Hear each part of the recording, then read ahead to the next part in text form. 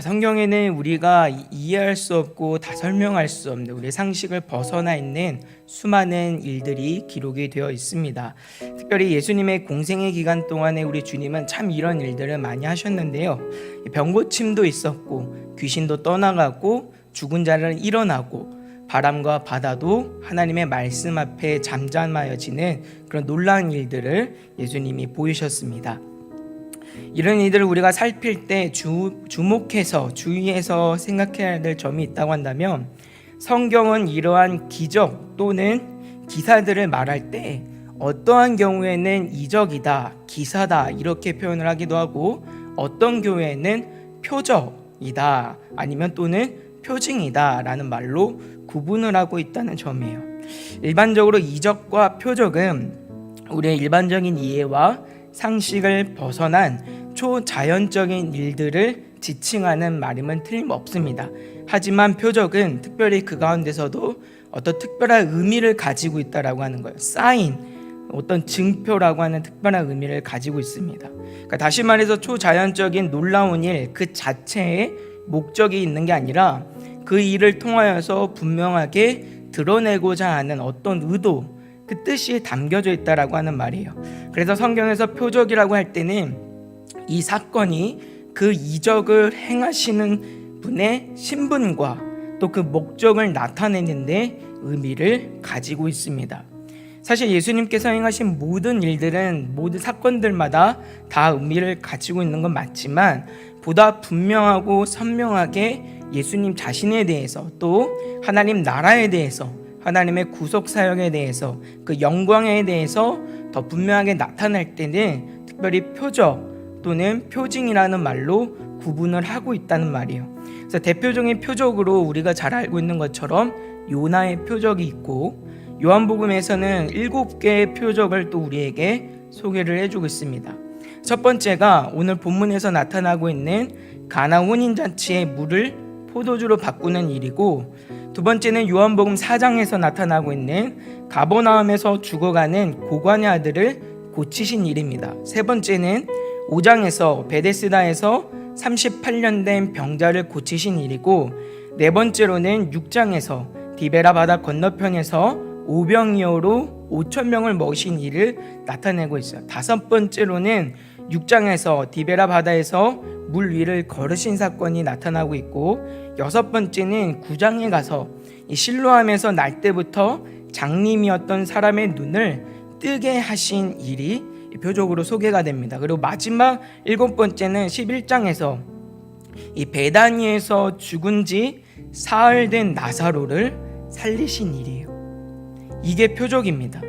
각각 여러분들이 사건들마다 보시면 아시겠지만 그냥 단순하게 놀라운 일이구나, 기적이구나 라고 하기에는 보다 더 깊은 의미들이 담겨 있는 걸 아마 여러분들은 잘 아실 거예요. 왜냐하면 여러분들은 그 사건 속에 담겨져 있는 복음, 이 구원이라고 하는 의미가 무엇인지 이제는 알고 계시기 때문이에요.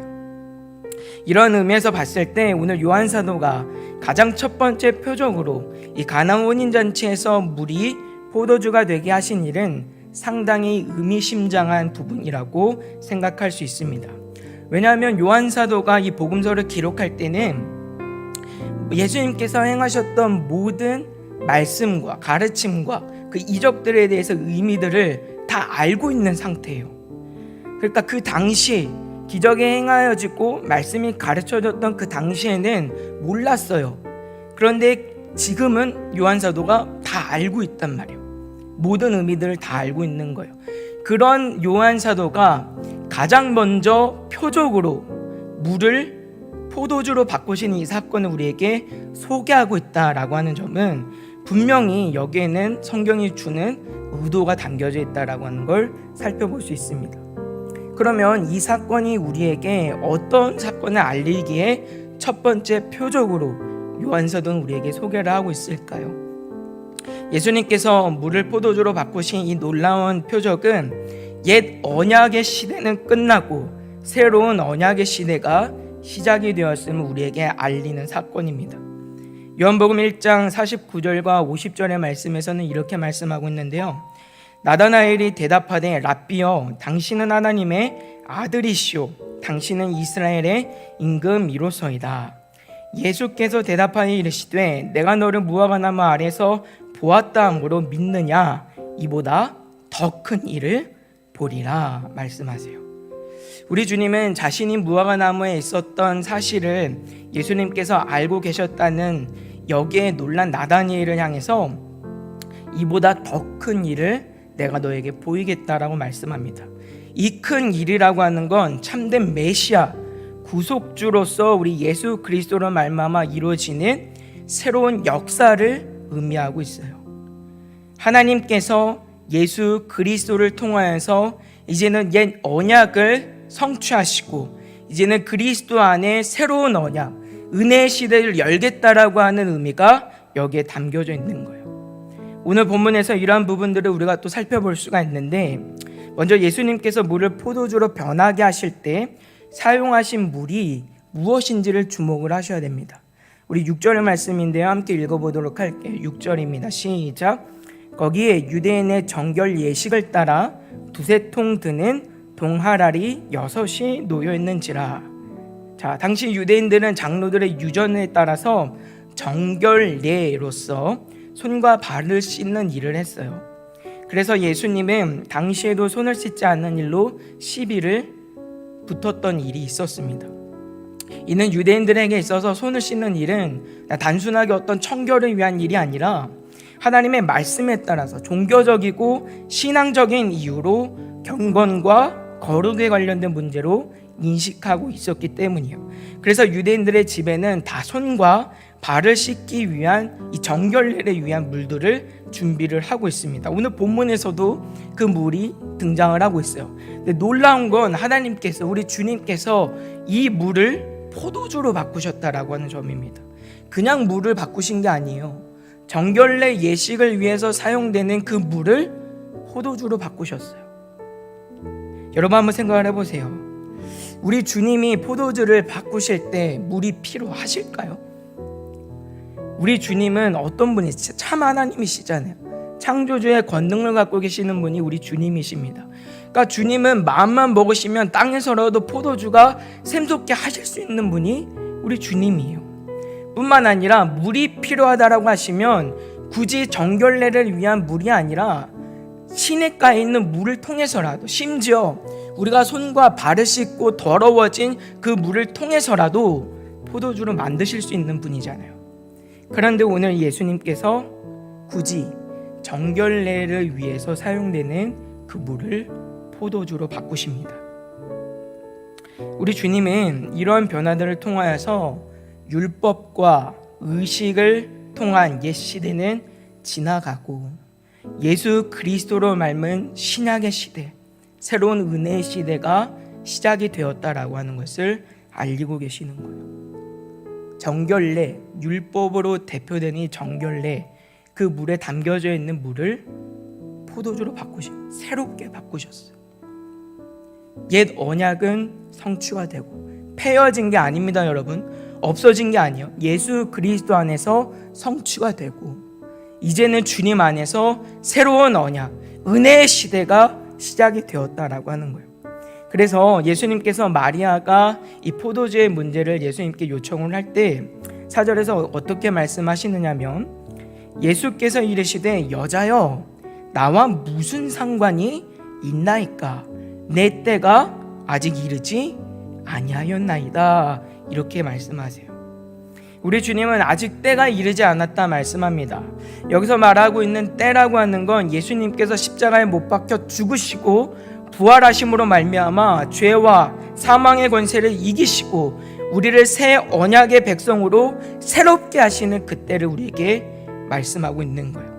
이처럼 가나온 잔치에서 예수님이 행하신 표적은 예수 그리스도께서 장차 이루실 새 언약의 시대가 시작이 되었음을 알리는 중요한 사건이기 때문에 요한 사도는 이런 의미에서 물이 포도주로 바뀐 사건을 그냥 예수님이 행하신 어떤 기적 또는 이적 정도로 소개를 하는 게 아니라 분명한 사인, 증표, 분명한 증거로서, 표적으로서 우리에게 소개를 하고 있습니다.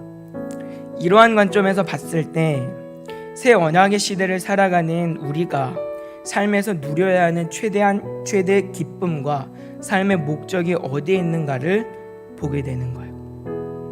새 언약의 백성으로서 거기에 맞는 모습으로 되어져 가는 것, 하나님의 사람으로 변하여져 가는 것, 그것이 오늘 은혜의 시대 속에서 은혜의 시대를 살아가는 새 언약의 백성으로 살아가는 저와 여러분들이 누려야 하는 삶의 기쁨이라고 하는 점입니다. 오늘 본문 말씀에 가나 혼인잔치 가운데 포도주가 떨어집니다. 포도주가 부족하다, 포도주가 없다라고 하는 건 잔칫날의 기쁨과 환희를 잃어버렸다라고 하는 의미예요. 기쁨이 없어요. 그래서 예수님께서 포도주를 만드신 이 일은요, 우리의 잃어버린 기쁨과 환희를 회복시킨다는 의미를 담고 있어요. 중요한 점은 우리가 하나님께 기대하는 기쁨과 우리 주님께서 우리가 누리기를 기뻐하시는 기쁨의 내용이 다르다라고 하는 점이에요. 예수의 어머니 마리아가 예수님께 포도주가 떨어졌다라고 하는 이 장면에서 우리가 일반적으로 하나님께 기대하는 우리의 기대, 우리의 기쁨을 엿볼 수 있어요. 당장 내 삶에 처한 문제, 당장 내 삶에 처한 고통, 아픔, 눈물, 수치, 모멸, 그거 없는 걸 기대하는 거예요. 지금 마리아는 당장의 포도주가 없는 문제를 해결하기를 기대합니다. 무엇보다 이 문제가 해결되어야 하는 것은 수치와 모멸을 피하기 위함이었어요. 포도주가 부족한 문제에 있어서 손님들이 많이 와서 그런 건지 아니면 이 주인이 준비 자체가 부족했는지는 알 수 없어요. 근데 중요한 건 당시 고대 근동 사회 속에서 특별히 히브리 사람들에게 있어서 잔칫날 포도주가 떨어진다라고 하는 건 있을 수 없는 일이에요. 제일 중요하고 또 그 포도주를 충분히 공급하지 않으면 자칫 하객들이 자신들을 이 주인이 무시한다라고 오해할 수 있을 정도로 이 히브리 사람들에게 있어서 잔칫날 포도주는 굉장히 중요한 내용이라고 합니다. 그런데 지금 이 포도주가 없는 거예요. 굉장히 큰 문제예요. 무엇보다 이 일이 마리아에게 있어서는 결코 타인의 일은 아니었습니다. 오늘 자신이 직면한 삶의 문제였던 거예요. 1절의 말씀에 보시면요, 사흘째 되는 날 갈릴리 가나에 혼례가 있어 예수의 어머니도 거기 계시고, 이렇게 말씀하고 있는데 여기서 계시고라고 하는 말을 직역을 해보면 원어의 의미를 살려서 이렇게 할 수 있어요. 그녀가 있었다 이렇게 할 수 있어요. 주목할 점은요, 원어의 시제가 지금 어떻게 되어 있는가 하면 미완료형으로 사용이 되고 있습니다. 이건 어떤 의미냐면 마리아가 가나 혼인잔치의 집에 지금 있었던 게 아니라 그 이전부터도 계속 머물러 있었다라고 하는 점을 우리에게 보여주고 있는 대목이에요. 그러니까 지금 가나 혼인잔치에 이 마리아가 계속 머물러 있었어요. 그 집에 머물면서 일들을 준비하는 일들을 돕고 잔치에 필요한 일들을 섬기는 일들을 했던 것 같아요. 이러한 점에서 마리아가 이 혼인잔치 집에 있었던 것은 단순히 초청을 받아서 축하하기 위한 목적으로 그곳에 있었던 것이 아니라 그 혼인잔치의 지금 주인이 마리아와 친척이거나 아니면 가까운 친인척 관계에 있었다라고 하는 걸 볼 수가 있어요. 굉장히 긴밀한 관계에 있었다라고 하는 점이죠. 그래서 그 집의 일을 도와주기 위해서 온 것으로 우리가 이해를 할 수 있는데, 왜냐하면 예수님과 제자들에 대해서는 분명히 성경은 초청을 받았다라고 구별을 하고 있기 때문이에요. 자, 이런 점에서 보면 마리아가 포도주를 구하는 일은 지금 당장 해결해야만 하는 일이 맞아요. 누군가가 그냥 나랑 상관없는 일이 아니라 내가 해결을 해야 되는 그런 문제로 다가오고 있는 거예요. 그렇지 않으면 나뿐만 아니라 지금 혼인잔치집에 있는 이 사람들도 크게 낭패를 당하게 되니까 지금 마리아는 어떻게 해야 돼요? 어떻게든 이 지금 문제를 해결하지 않으면 안 되는 상황에 놓여 있는 겁니다. 더 놀라운 점은요, 이 사건이 예수님이 보이신 첫 번째 표적이에요. 이건 어떤 의미가 있냐면 예수님께서 그 이전에 놀라운 기적들을 보이신 일이 없다라고 하는 점이죠. 마리아가 그걸 본 적이 없어. 그럼에도 불구하고 지금 마리아는 어떤 기대를 가지고 나아가고 있냐면 예수님이라면 이 문제를 반드시 해결할 수 있다라고 하는 그런 기대를 가지고 찾아가고 있다는 점이죠. 물론 예수님의 탄생과 성장 과정 가운데 남다른 점이 있었기 때문에 마리아가 충분히 그런 기대를 할 수도 있었겠지만, 여기서 우리가 눈여겨봐야 될 점은요, 마리아가 기대하는 예수님의 권능이라고 하는 것은 고작 자신이 직면한 문제를 해결하는 것 정도로 그치고 있다라고 하는 점이에요. 지금 당장의 내 삶의 아픔과 고통과 문제가 없어지고 낭패를 당하지 아니하고 많은 사람들에게 내가 떳떳하여 인정받는 삶, 세상에 인정받는 삶, 고작 그 정도가 마리아가 주님께 기대했던 전능하심에 대한 기대였다라고 하는 점이죠. 그것이 오늘 마리아가 누리고자 했던 기쁨의 내용이었어요. 하지만 우리 주님은 다릅니다. 4절의 말씀에 예수께서 이르시되 여자여 나와 무슨 상관이 있나이까 내 때가 아직 이르지 아니하였다 말씀합니다. 하나님의 관심과 하나님의 목적이라고 하는 것은 거기에 있지 않았기 때문이에요. 당장의 문제를 해결하는 것, 내가 기대하는 어떤 뜻과 일이 되어지는 것, 거기에 하나님의 관심이 없었어요. 하나님의 목적과 하나님의 그 전능하심의 관심과 목적은 어디에 있냐면 우리가 하나님의 사람으로 되어져 가는 일에 있었다, 그 말이에요. 그것이 우리가 오늘 새 언약의 시대를 살아가면서 그 새 언약의 백성으로 누려야 되는 참 기쁨이라고 하는 말입니다. 초대의 말씀을 드렸지만 예수님이 행하신 이 첫 표적은요, 장차 예수님께서 이루실 하나님의 구속사역을 나타내는 일이에요. 그리고 그 구속사역의 결과, 열매는요, 우리가 하나님의 사람으로 바뀌어져 가는 데 있습니다.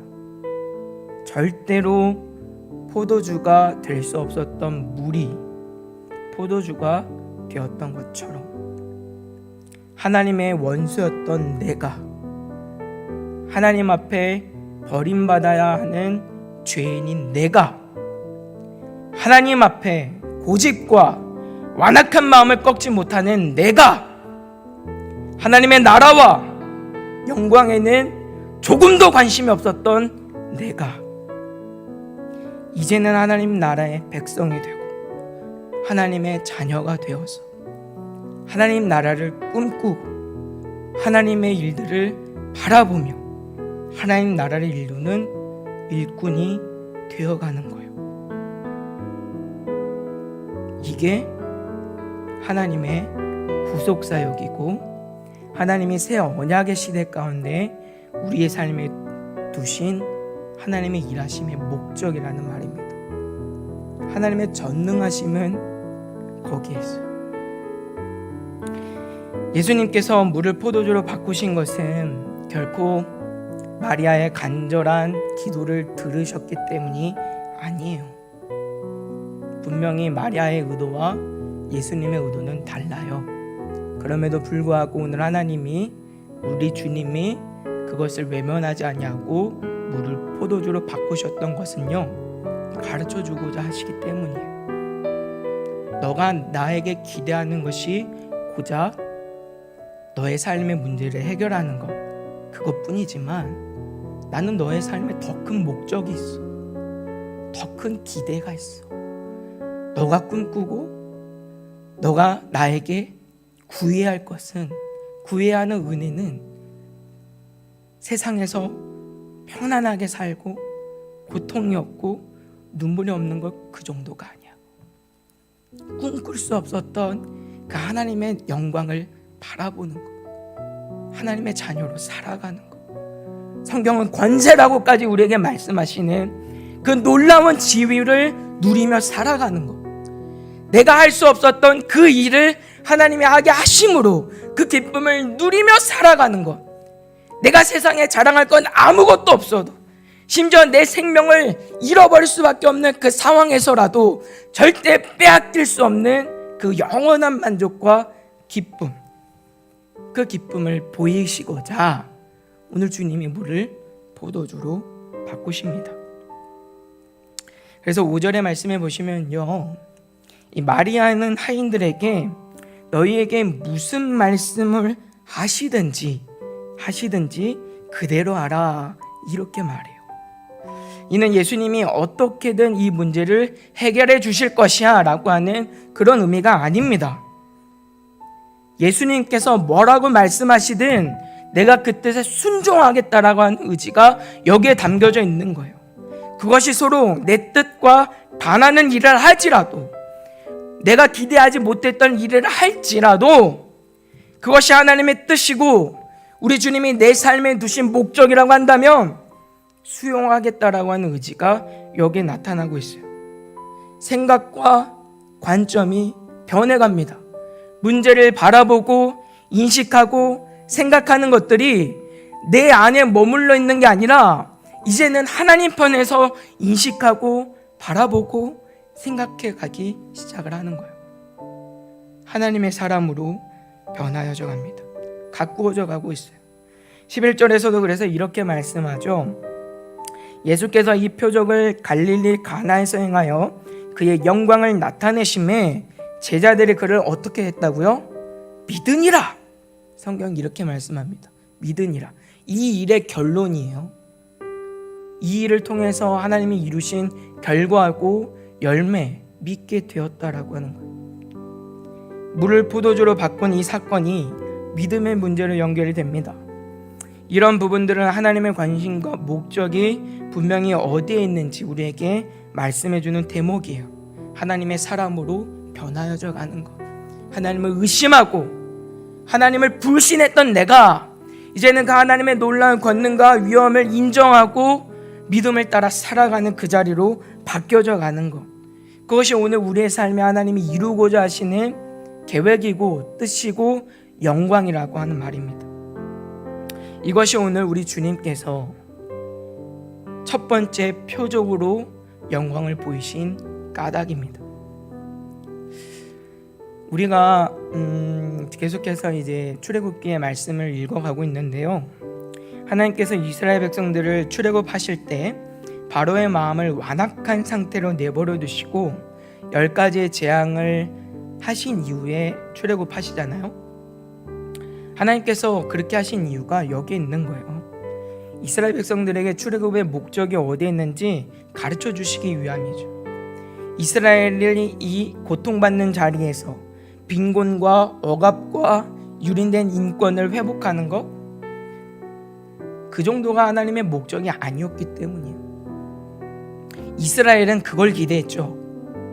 하나님의 전능하심 앞에 고작 기대한 게 그것뿐이에요. 하나님을 알지 못하기 때문이에요. 하나님의 전능하심을 알지 못하기 때문이에요. 그 정도로 하나님의 나라와 하나님의 그 일꾼으로 살아가는 건 우리가 꿈꿀 수 없는 일이에요. 소원할 수 없는, 우리 스스로는 할 수 없는 일인 거예요. 만약 하나님께서 그것 자체가 목적이었다고 한다면 당장에 출애굽하셨지요. 왜 하나님이 망설이십니까? 능력이 없어서가 아니잖아요. 오늘 우리가 새벽에도 함께 말씀을 나눴지만 하나님이 능력이 없어서 10가지 재앙을 보이시면서 굳이 그 백성들을 설득하시면서 나오실 이유가 없어요. 그냥 데리고 나오시면 끝나요. 그런데 하나님이 그렇게 하지 않으신 건 뭐냐면 당장 내 삶의 고통이 없어지는 게 하나님의 영광이 아니기 때문이에요. 그게 하나님이 우리의 삶에 두신 목적이 아니기 때문이에요. 하나님은 그것 자체의 목적이 없으세요. 변하지 않는 우리를 꺾으시는 거예요. 바로와 같은 완악한 우리의 심령들을 꺾으시는 거예요. 완전히 하나님 앞에 우리를 항복하게 하시는 거예요. 우리의 마음을 변화시켜서 하나님의 사람으로 만들어 가시고자 하나님이 그 여정들을 우리의 삶에 두셨다, 그 말이에요. 왜 하나님의 광야 40년을 돌게 하십니까?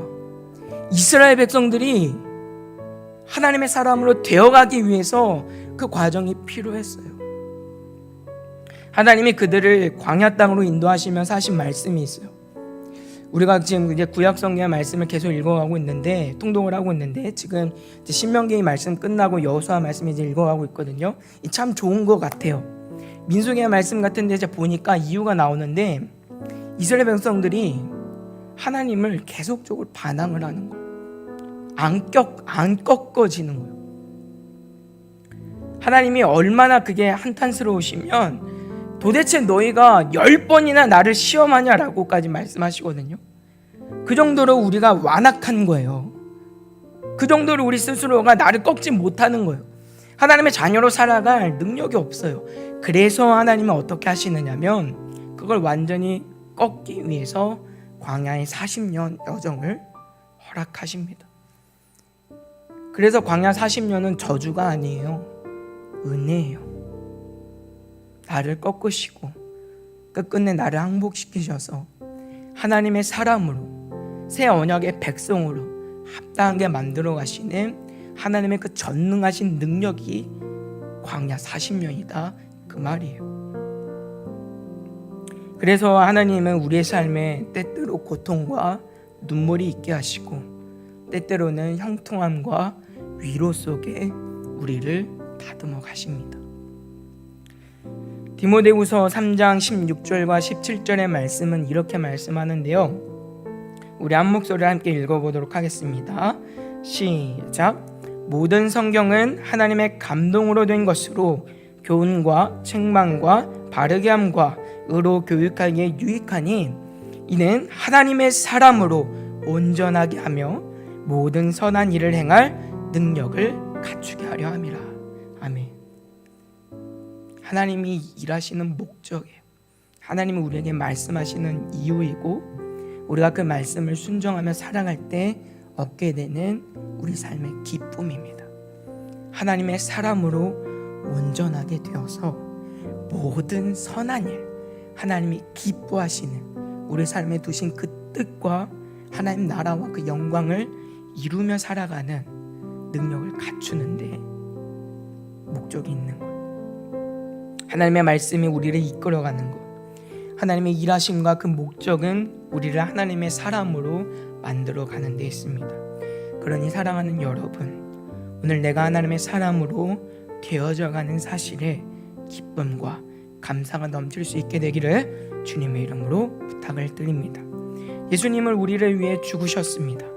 예수 그리스도로 인해 우리는 죄악된 세상을 따라 살지 않고 우리에게 허락하신 의와 진리의 거룩함으로 지으신 하나님의 백성으로 살게 하려고 그렇게 하셨어요. 이것이 우리를 구원하신 것이고 하나님이 우리의 삶에 두신 목적이죠. 이 목적이 우리의 삶의 목적이 되어야 하고 이 기쁨이 오늘 우리의 기쁨이 되어야 합니다. 남포교회 원로 목사님이신 박영선 목사님은 이렇게 설명을 하는데요. 우리가 고통에서 면하는 것으로 신앙을 전부 동원하는 것이 아니라 세상의 질서와 싸워 하나님의 사람으로 고통과 핍박과 손해를 감수하고 하나님의 사람으로 우리의 자리를 지킴으로써 하나님이 지금 이 세상을 간섭하사 그 원래의 창조 목적을 이루시고자 지금도 일하고 계시고 긍휼을 베풀고 계시며 죄와 사망에 빠진 자들을 더러움과 악과 부패로부터 구원하심으로 너희가 가는 길이 틀렸고 하나님이 우리를 구원하여 보이시는 이 길이 참된 길이며 내용이며 목적이라는 싸움을 우리 모두가 해야 하는 것입니다. 사랑하는 여러분, 우리 모두는 하나님의 사람으로 만들어져 가는 그 여정 속에 있습니다. 하나님의 그 놀라우신 역사 가운데 있습니다. 오늘 또 하나님은 우리를 하나님의 사람으로 걸맞게 아름답게 빚어 가십니다. 그래서 우리의 신앙은요, 자기를 증명하는 신앙이 아니라는 것을 기억하셔야 합니다. 우리가 신앙생활하는 가운데 가장 두려워하는 일이 무엇인가 보면 바로 내 수준, 내 믿음이 겉으로 보여지는 일이에요. 과연 교회 안에서 여러 가지 봉사와 직분을 감당하면서 우리가 가장 고민하는 부분이지 않을까요? 과연 내가 할 수 있을까? 내 능력에 대한 부분도 물론 있겠지만 사실 대부분은 일들을 통해서 드러날 내 모습에 대한 두려움이 있습니다. 내가 이것밖에 안 되는 믿음인데 이런 부분들에 대한 두려움이 있는 거예요. 작년에 코로나가 시작되면서 현장 예배와 온라인 예배에 대한 기로에서 가장 큰 어려움과 고민이 여기에 있었습니다. 상황으로 보면 현장 예배로 가지 않는 것이 맞아 보이고 또 그것이 그리스도인으로서 사회의 책임을 지는 모습인 것 같은데, 그러자니 현장 예배로 안 가자니 내가 믿음 없는 사람인 것처럼 느껴집니다. 아마 대부분의 그리스도인들이 여기에 대한 고민이 있었을 것이고, 아마 여러분들 중에서도 이런 고민을 하셨을 것이고, 혹시나 지금도 그런 고민을 하고 계실지도 모릅니다. 이처럼 우리는 내 믿음이 보여지는 일에 주저함이 있고 막연한 두려움이 있습니다. 하지만 여러분, 두려워하지 마세요. 신앙은 자기 증명이 아닙니다. 내 믿음을 드러내고 내 실력을 드러내기 위해서, 자랑하기 위해서 하는 일이 신앙이 아니에요. 율법과 은혜의 가장 큰 차이가 어디에 있을까요? 거기에는 자기의 자랑이 있느냐 없느냐, 거기에 있습니다. 사람들은 율법을 제대로 사용하지 못했어요. 나는 지켰는데 너는 왜 못했냐? 그 싸움만 합니다. 구원의 문제에 있어서도 나는 예수를 믿는데 왜 너는 못 믿냐? 이거 가지고 싸움을 해요. 바리새인들이 그러했죠. 사실 바리새인들은 처음 시작은 굉장히 좋은 사람들이었어요. 말라기 이후 성경에 기록되지 않는 역사 가운데 보면 유대인들이 로마의 합침략과 또 헬라 문화의 영향으로 인하여서 그 시대사조가 굉장히 어렵게 됩니다. 하나님을 신앙하는 신앙의 형태가 완전히 무너지고 이방 종교와 혼합이 되어서 이게 지금 하나님을 섬기는 일인지 아닌지 분간할 수 없는 그런 어려움들을 경험하게 돼요. 그래서 이 사람들이 어떤 결단을 하냐면, 야, 우리가 이대로는 안 되겠다, 우리가 정신 차리고 하나님 똑바로 믿자라고 해서 시작이 된 것이 바리새인의 시작입니다. 그래서 이 사람들이 바리새인의 뜻이 어떻게 되냐면 구분된 자, 구별된 자라고 하는 의미가 여기에 있는데, 처음 그 시작은 굉장히 좋은 시작이었는데 문제는 이게 갈수록 변절이 되는 거예요. 자기 실력을 증명하고 자기의 뛰어남을 자랑하는 형태로 신앙이 변해가기 시작을 합니다. 여기에 대해서 우리 주님은 아주 단호하게 거절하셨어요. 신앙은 내 실력과 내 믿음을 드러내고 자기를 증명하기 위해 있는 것이 아니기 때문이에요. 세상은 그것을 필요로 합니다. 그렇게 말해요. 자신의 뛰어남을 드러내고 자기의 가치를 드러내서 경쟁하고 이겨야 한다고 말합니다. 하지만 신앙은 그렇지 않아요. 우리가 자랑해야 할 것이 있다고 한다면 나를 만들어 가시는 하나님의 은혜뿐입니다. 우리가 뭐 처음부터 믿음이 좋아서 믿음 생활 하나요? 그렇지 않아요, 여러분. 시간이 지나면 내 믿음이 성숙해서 자랑할 만한 자리에 있을 것 같으신가요? 그렇지 않아요, 여러분. 우리는 믿음이 없어요. 그렇기 때문에 내 믿음이 드러나는 일을 두려워할 이유가 없습니다. 제가 처음 교회에 부임할 때인데요, 여러분 기억하시는지 모르겠어요. 지금은 그때보다 살이 많이 쪘기 때문에 잊어버리신 분들이 계실지도 모르겠어요. 제가 깜짝 놀란 게 뭐냐면 오늘 이제 설교잖아요. 그래서 좀 깔끔하게 이제 하려고 머리를 하러 갔더니 그 미용하시는 분이 저한테 그러는 거예요. 처음 봤을 때랑 다르대요. 그분도 지금 이제 살을 좀 이제 빼보겠노라고 이제 얘기를 하다가 제가 처음 그분을 이제 만났을 때 하고 다르다라고 한 얘기를 듣고, 야, 그렇구나, 내가 집에 있는 거울을 믿어서는 안 되는구나 다시 생각을 하고, 저도 이제 여름이 되면 여름 전에 운동을 해서 좀 빼야 되겠다 생각은 하는데, 아무튼 제가 이제 교회에 처음 부임할 때 보면요 굉장히 자신감이 차 있었어요. 지금은 자신감이 없어요. 다 깨졌어요. 그 전에 제가 이제 섬기던 교회에서 이제 제가 파트로 이제 섬기긴 했는데 나름대로 인정받는 부분들이 있었어요. 그러다 보니까 사역에 대한 자신감도 있었고, 특별히 우리 교회로 이제 부임하면서 제가 처음 전임 사역을 감당하게 되기 때문에 정말 열심히 해야지, 그래서 내가 뭔가를 좀 이제 잘 보여야 되겠다라고 하는 기대와 자신감이 있었고, 또 청소년부를 이제 처음에 맡게 됐는데 내가 반드시 이 부흥시켜야지, 사람들 끌어모아야지, 이제 이런 생각이 있었거든요. 근데 이 생각이 딱 6개월 지나니까 사라졌어요. 다 깨지더라고요. 전에 사역하던 교회에서는요 제가 파트 사역을 했기 때문에 물론 이제 가끔 수요일이나 주일 오후나 이럴 때도 설교 기회가 있어서 작년 설교도 하긴 했지만 부서 설교만 하면 됐어요. 그래서 한 주에 설교가 한 편 정도만 하면 됐거든요. 그런데 우리 교회에 와서 이제 전임 사역을 하니까 목사님이 아직도 기억나요. 수요일 새벽에 하루 시켜보시고 그 다음 주부터 이제 돌아가면서 하자고 하시더라고요. 근데 한 주에 한 편 설교하는 사람이 매일 그렇게 설교를 하려고 하면 여러분들 그게 잘 될까요? 안 될까요? 설교를 해보시는 분들은 아실 거예요. 정말 어려워요. 그러니까 미치겠는 거예요. 다음 주가 제가 이제 설교인데 미리 이제 준비를 하면 좋겠는데 또 그게 안 되는 게 뭐냐면 제가 또 이제 부서 사역도 있고 그때는 또 이대 목사님 뒤를 이어서 그 역할을 또 해야 되는 위치에 있었기 때문에 작년 사역도 배워야 되고 여러 가지를 익혀야 되는 상황이었거든요. 근데 여러분 보시면 아시겠지만 우리 담임 목사님이 그렇게 만만하신 분이 아니세요. 정말 뛰어나시고 정말 일처리가 빠르시고 아이디어도 너무 좋으시고 정말 사역을 너무 잘하시는 목사님이시거든요. 그런 분이 우리 담임 목사님과 정말 여러분들 복인 겁니다. 복인 거예요. 정말 다른 교회 어디 내놔도 우리 목사님 정말 뛰어나신 목사님인데 제가 그 뒷자리들을 이제 백업을 하고 채워가려고 하니까 이 도저히 감당이 안 되는 거예요. 그래서 한 6개월 정도 지나니까 너무 힘들어가지고 이거 사역을 어떻게 해야 되나 엄청 고민이 많았습니다. 그런데 감사한 건 뭐냐면 그런 시간들을 경험하면서 신앙이라고 하는 게 사역이라고 하는 게 내 실력을 드러내기 위해서 하는 건 아니구나. 이걸 정말 뼈저리게 깨닫게 되었어요.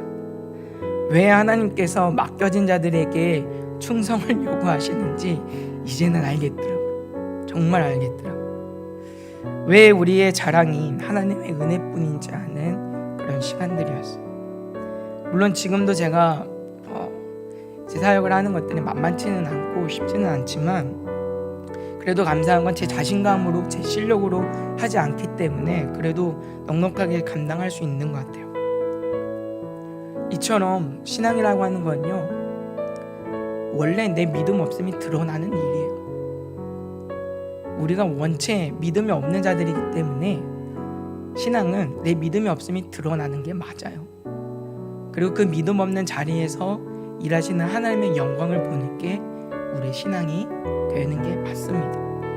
오늘 본문 말씀에서도 보시면요 예수님께서 영광을 나타내시지만 자신의 영광을 증명하고 자기를 드러내기 위한 영광은 아니었어요. 내가 참 하나님이야, 나 너희들을 구속한 구세주야, 나 예수야, 이런 식으로 자신의 어떤 권위와 위치를 높이기 위해서 일들을 이루신 게 아니에요. 철저하게 하나님이 우리 삶에 이루실 뜻과 계획을 미리 보이시고 거기에 순종하는 그 목적으로 하나님의 뜻과 영광을 나타내 보이십니다.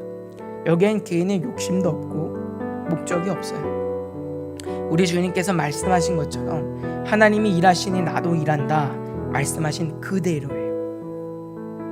사랑하는 여러분, 그러니 두려워하지 마세요. 신앙은 자기 증명이 아닙니다. 하나님의 은혜를 증명하고 자랑하는 그것이 우리의 실력이고 우리의 신앙입니다. 은혜를 경험했기 때문에 내가 지금 저 사람보다 낫다라고 해서 결코 그것이 자랑이 될 수 없어요. 그것을 알기에 교회에는 부족함 속에서도 용서가 있고 기다림이 있고 인내가 있고 따뜻한 격려와 위로와 사랑이 있습니다. 특별히 우리 교회가 직분자를 세우는 이 과정 속에 있습니다.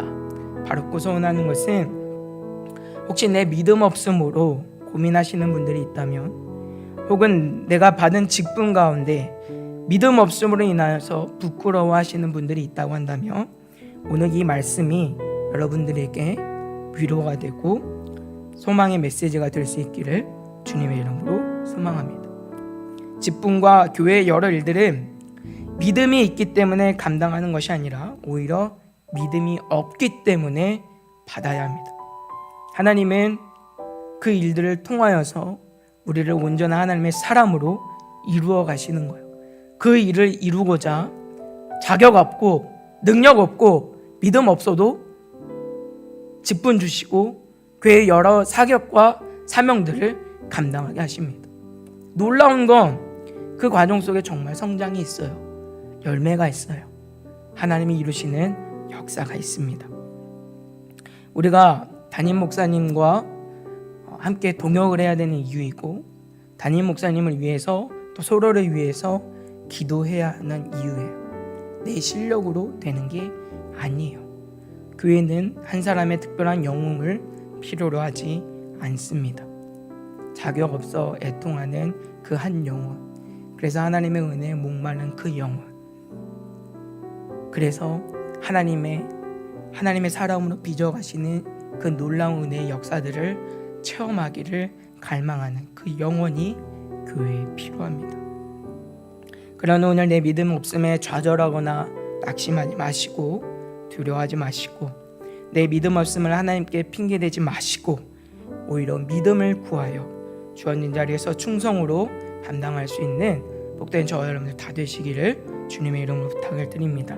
말씀을 맺겠습니다. 사랑하는 여러분, 오늘 우리는 말씀을 통해 예수 그리스도를 통해 주어진 새로운 은혜 시대 속에서 새 언약의 백성으로 살아가는 기쁨이 무엇인지 교훈받습니다.